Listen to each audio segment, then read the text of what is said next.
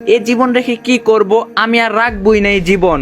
রাফি বলল, যাক আরো একটা ছেলের জীবন বাঁচলো, তাহলে তোর হাত থেকে মুক্তি পেয়েছে, মানে বিরাট ব্যাপার। আরোহী বলল, কি বললি? রাফি বলল, কই কিছু না তো।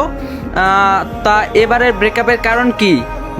বরাবরের মতোই এবারও সঠিক কারণ জানি না, তবে বলছে আমি নাকি সিগারেট খাই। রাফি বলল, ও খাস না বুঝি? মাঝে মাঝে একটু খাই, বেশি না তো। তাই বলে ব্রেকআপ করে দিতে হবে? রাফি বলল, ফোন টিপতে টিপতে কথা বলছিলাম। এবার আরোহীর দিকে তাকিয়ে বলল, তোর বয়স কত? আরোহী বলল, এটাই জানিস না? তোর তো ভাই হওয়ার কোনো যোগ্যতাই নেই। রাফি বলল, আমি জানি তোর বয়স কত। তোর বয়স 15 বছর। এই 15 বছরে তুই 17টা প্রেম করছিস, এবার লজ্জা হওয়া উচিত না? আমি কি করব, আমি তো ভালোভাবেই প্রেম করি। ছেলেগুলো কেন জানি কিছুদিন পর আমাকে ছেড়ে দেয়। আমার তো মনে হয় এর পিছনে নিশ্চয়ই কোনো রহস্য আছে। রাফি বলল, বুঝলাম না, প্রেম করতে খুব ভালো লাগে তাই না? খুব। রাফি বলল, কেন ভালো লাগে? এই যে সুন্দর ছেলেদের সাথে প্রেম করলে আমার চলে, তারপর ক্লাসের ছেলেগুলোর কাছে ডিমান্ড বেড়ে যায়, তারপর বয়ফ্রেন্ড আমাকে সুন্দর বলে আমাকে নিয়ে কবিতা লিখে গিফট দেয়, হোস্টেলের সামনে সারাদিন দাঁড়িয়ে থাকি, খুব ভালো লাগে এগুলো। তুই তো কখনো করিস নাই, বুঝবি কি করে? রাফি বলল, থাক, আমাকে না বুঝলেও চলবে, যা এবার হোস্টেলে যা। রহি বলল, ভাইয়া, ও ভাইয়া শোনো না। এই ভাইয়া একটু শোন না। রাফি বলল, রাফি ফোনের দিকে মুখ করে উত্তর দিল। হঠাৎ সুর বদলে গেল, ব্যাপার কি? আরোহী বলল, একটু তাকা না আমার দিকে। রাফি বলল, পারবো না, গেম খেলছি, যা বলার আছে বল, আমি শুনছি। আরোহী বলল, আমি দেখতে কেমন? রাফি বলল, খারাপ না। আরোহী বলল, জীবনে কখনো তাকিয়ে দেখেছিস? বল, মনে হয় না, তাই সুন্দরী বলবি না। রাফি বলল, বানিয়ে বলতে হবে? আরোহী বলল, না থাক, খারাপ না বলিস, এই অনেক সব মেয়েকেই তো খারাপ বলিস। আচ্ছা স্যার, শোন না। রাফি বলল, শুনছি তো। আরোহী বলল, তুই না খুব দেখতে সুন্দর। রাফি বলল, জানি, সবাই বলে, নতুন করে বলার কি আছে? আরোহী বলল, আরে ব্যাপারটা বুঝ না, এই সুন্দর ওই সুন্দর না, আমি বলতে চাচ্ছি যে আমার তোকে ভালো লাগে। রাফি বলল, সে তো তোর সব ছেলেকেই লাগে। আরোহী বলল, দূর বাবা, আমি বলতে চাচ্ছি যে। রাফি বলল, বলতে না চেয়ে কি বলতে চাস বলে ফেল। আরোহী বলল, প্রেম করবি আমার সাথে? রাফি ফোনের দিক থেকে মুখ সরিয়ে আরোহীর দিকে তাকিয়ে বলল, প্রেম করলে কি হবে? আরোহী বলল, আমার স্ট্যাটাসটা অনেক বেড়ে যাবে, ফ্রেন্ডরা হিংসা করবে, আমারে বলবে, দেখ আরোহী বয়ফ্রেন্ড কত হ্যান্ডসাম, তোর জন্য কত মেয়ে পাগল, তুই তাদের পাত্তাও দিস না, আমাকে যদি দিস আমার কত পাওয়ার বেড়ে যাবে, ভাবতে পারছিস? আর তুই তো কখনো ব্রেকআপ করবি না, তাহলে আমার প্রেম করার শখও পূরণ হবে। এমনিতে তো প্রতিদিন আমার কোনো না কোনো ঝামেলা করি, আর তুই সেটা মিটাতে আসিস, তখন না হয় প্রেম করতে আসবি। তুই যদি প্রেম করিস, প্রমিস করছি আমি আর কোনো ঝামেলা করব না। এবার রাফি আরোহীর গাল লাল করে থাপ্পড় বসিয়ে দিল, বলল, বেয়াদব, সব সীমা পেরিয়ে গেছিস তুই, চল নিচে চল। আরোহী গালে হাত দিয়ে বলল, যাব না আমি। তুই আমাকে মারলি কেন? রাফি বলল, তো কি আদর করব? বললেই আরোহীর জ্যাকেটের টুপি ধরে নিচে নিয়ে যেতে লাগলো।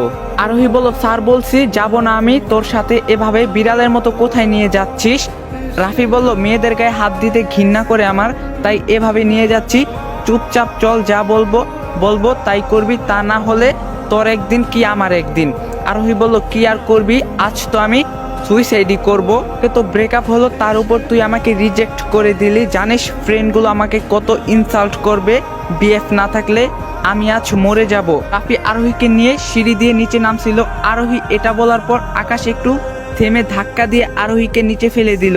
আরোহী বলল, একটা সিঁড়ি পড়ে গিয়ে থামলো, কিন্তু হাত ছিলে গিয়েছে, পায়ে ব্যথাও পেয়েছে। আরোহী কান্না জুড়ে দিয়েছে, কাঁদতে কাঁদতে বলল, কি করলি এটা? রাফি বলল, ফেলে দিলাম। আরোহী বলল, কেন? রাফি বলল, এই কয়টা সিঁড়ি থেকে পড়ে গিয়ে কেঁদে দিলি, আর তুই তো 6 তলার উপর থেকে ঝাঁপ দিতে চেয়েছিলি, ফেলে দিয়ে দেখলাম পড়ে গেলে কেমন লাগতো তোর। আরোহী বলল, লাফ দিয়ে তো মানুষ মারা যায়, ব্যথা পায় নাকি? রাফি বলল, গাধা, কত প্রকার আছে ভাবা যায়, কি মনে হয় তোর?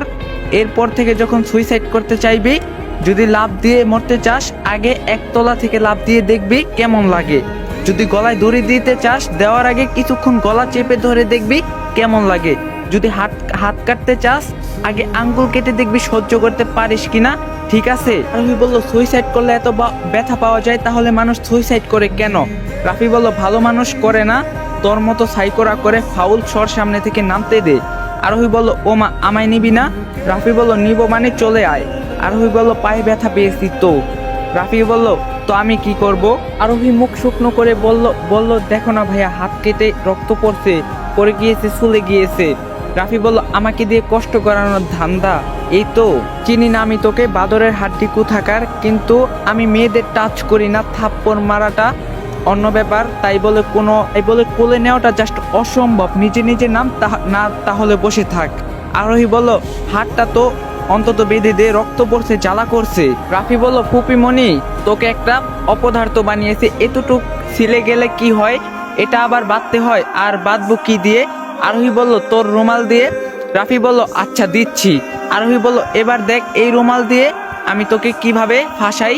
আমার সাথে ভিলেনি করছিস তাই না? গাইস, এখন আমরা নায়িকার নাম চেঞ্জ করে দিম, কেউ আবার উলট পালট করে ফেলেন না। নায়িকার নাম আরোহীর বদলে এখন নায়িকার নাম থাকবো মেঘলা। তো শুরু করা যাক। মেঘলা আর রাফি মামাতো ভাই বোন। মেঘলা বয়সে রাফির চেয়ে বেশ কয়েক বছরের ছোট। তারা একই প্রতিষ্ঠানে পড়াশোনা করে, তবে মেঘলার বাসা এই শহরে না। মেঘলা রাফির ফুপির একমাত্র আদরের মেয়ে। সে তার মা বাবার সাথেই থাকতো, কিন্তু মেঘলা হঠাৎ বায়না করে সে আকাশের কলেজে সে পড়বে। এরকম জোর করে সে এখানে পড়াশোনা করতে এসেছে। ছিল রাফিদের বাসায় থেকে পড়াশোনা করবে, কিন্তু মেঘলা তাতেও রাজি হয়নি। সে একটা বিশাল বহুল হোস্টেলে থাকে। মেঘলা আসলে বাসায় থাকতে চায়নি, কারণ সেখানে থাকলে শাসনের মধ্যে থাকতে হবে। মেঘলা খুব জেদি, অগোছালো একটা মেয়ে, নিজে যা ঠিক করে তাই করে। অপরদিকে রাফি ফিটফাট, গুড লুকিং স্বভাবের, বেশ শান্তশিষ্ট, খুব ভালো স্টুডেন্ট। সহজে কারোর সাথে কথা বলবে না, সবসময় নিজের মুড নিয়ে থাকে, চুপচাপ থাকে। তার বৈশিষ্ট্য দেখতে তো খুব হ্যান্ডসাম। মোট কথায় যত রকমের ভালো গুণ থাকা সম্ভব, তার সবগুলোই রাফির মধ্যে বিদ্যমান। তবে মেঘলা যেদিন থেকে এখানে এসেছে, সেদিন থেকে রাফির জীবন তেজপাতা করে দিয়েছে। মেঘলা কখন কি করে তার কোনো ঠিক নেই, আর যত ঝামেলা আছে সব রাফির ঘাড়ে চাপিয়ে দেয়। তো দেখা হবে নেক্সট ভিডিওতে। সবাই ভালো থাকবেন, সুস্থ থাকবেন, আল্লাহ হাফেজ।